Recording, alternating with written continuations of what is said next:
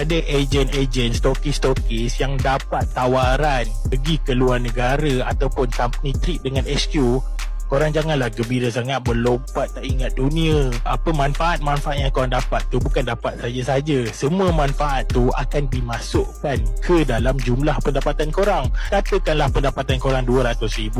Nanti kau janganlah terkejut geruk bila kau tengok CP58 kau bukan RM200,000 tetapi RM220,000. RM20,000 tu apa? RM20,000 tu manfaat yang kau, sebab company tanggung kau pergi ke luar negara.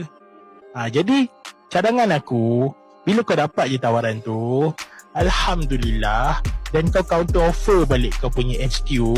Okay, counter offer apa? Instead of kau pergi ke luar negara tu, why not dia bagi kau cash? Jadi sekurang-kurangnya bila kau dapat cash tu, kau bolehlah gunakan cash tu untuk benda-benda lain yang lebih bermanfaat daripada pergi luar negara kan.